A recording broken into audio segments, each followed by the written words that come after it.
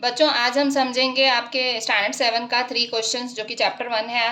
बेटा, ये चैप्टर जो है 3 क्वेश्चंस, इसमें एक राजा होता है। इस राजा को उत्सुकता होती है 3 सवालों के जवाब ढूंढने की।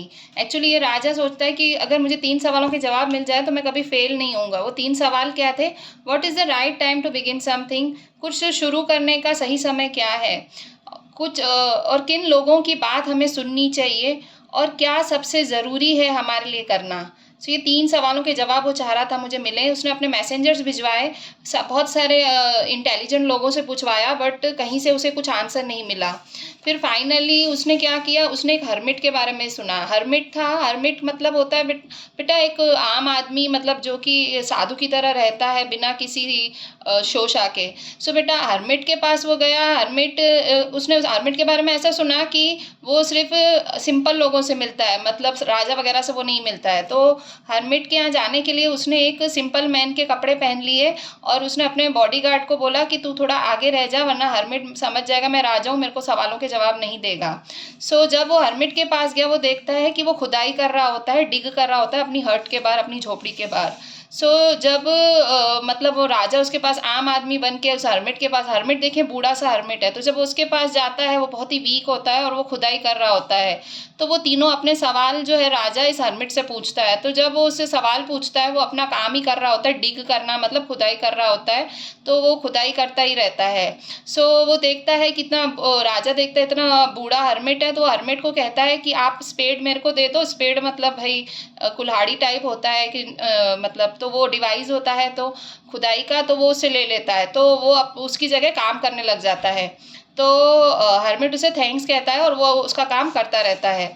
अब राजा ने ना ऑलमोस्ट 2 बैट्स डग कर दिए थे, मतलब खुदाई खासी कर ली थी उसने। बैट्स मतलब एक पूरी क्यारी होती है, वो उसने पूरी डग कर ली थी, खुदाई कर ली थी। तो फिर से और हर्मिट से अपने तीनों सवाल पूछता है। फिर 1 घंटा बीता, तो अब तो सूरज भी ढलने आ गया। तो राजा कहता है कि मैं आपके पास मेरे 3 सवालों के जवाब मांगने आया हूँ, अगर नहीं हो तो आप मना कर दो। उसी समय जब राजा उससे ऐसा कह ही रहा होता है, तो हर्मिट के पास कोई दौड़ता दौड़ता एक आदमी आता है। और राजा देखता है कि एक दाढ़ी वाला आदमी है और उसने अपने हाथ अपने पेट पे दबाए हुए हैं। तो एक्चुअली उसका ब्लड फ्लो हो रहा था उस आदमी का। तो वो राजा के पास आके बेहोश होके गिर जाता है। तो राजा जो हर्मिट हैं, वो उसके कपड़े उतारते हैं, उसका पूरा ड्रेसिंग करते हैं, उसके वुंड की, उसका मतलब जो घाव होता है उसकी पूरी ड्रेसिंग करते, साफ करते हैं और अंदर ले जाते हैं। वो जो राजा से वो पानी भी मांगता है, उसे पानी भी देता है। तो एकदम ठंडक हो जाती है, रात का समय हो जाता है। तो राजा उसकी सेवा करते करते वहीं उसके बाजू में ही सो जाता है। फिर क्या होता है, जैसे ही सुबह वो उठता है, वो स्ट्रेंज आदमी उठता है, तो वो सीधा ही राजा को बोलता है मुझे माफ़ कर दो। तो वो कहता है तुम मुझे नहीं जानते पर मैं तुम्हें जानता हूँ, राजा को ऐसा बोलता है। वो कहता है मैं तुम्हारा एनिमी हूँ, मैं तुम्हारा दुश्मन हूँ, मैं तुमसे बदला लेने आया था। तुमने मेरे भाई को जो है मौत की सज़ा सुनाई थी, तुम राजा हो तो, और तुमने मेरी प्रॉपर्टी भी ले ली थी। मुझे पता था तुम यहाँ अकेले आ रहे हो हर्मिट से मिलने, तो मैंने मन बना लिया था मैं तुम्हें मारूंगा। बट पूरा दिन निकल गया, रात हो गई, तुम आए नहीं। तो आखिर जहाँ मैं छुपा हुआ था वहाँ से मैं निकल आया, पर वहीं तुम्हारा बॉडीगार्ड हुआ था। तो उसने ना मुझे पहचान लिया और उसने मुझे मार उसने मेरे को अटैक किया। मैं जैसे तैसे उससे बच के निकला हूँ, पर उसने मेरे को घाव दे दिया था। अगर आज तूने मेरी ड्रेसिंग नहीं की होती मैं मर जाता। तो तेरी वजह से मैं जिंदा हूँ। अब मैं क्योंकि जिंदा हूँ तेरी वजह से, तो मैं तेरा सर्वेंट बन के रहूंगा, वफादार सर्वेंट, और मेरे लड़कों को भी बोलूंगा कि वो भी तेरा सर्वेंट बन के रहे, मुझे माफ़ कर दे।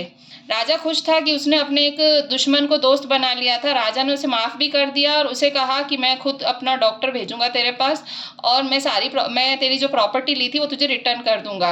अब राजा फाइनली मतलब जाने पे निकला।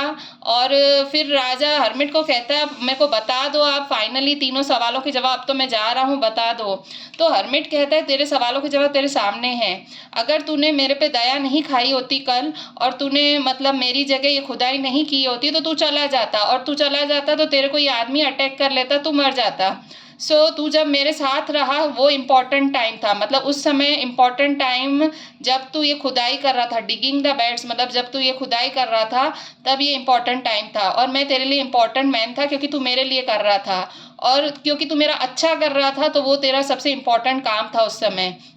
फिर जब वो आदमी दौड़ के आया तो तेरे लिए इम्पोर्टेंट टाइम था, तूने उसकी केयर की। फिर अगर तूने उसके घाव पे ड्रेसिंग नहीं की होती तो वो मर जाता और तेरे से उसकी दोस्ती भी नहीं होती, तो वो तेरे लिए इम्पोर्टेंट मैन हो गया। और जो तूने उसके साथ किया, मतलब उसकी सेवा की, वो इम्पोर्टेंट बिजनेस हो गया।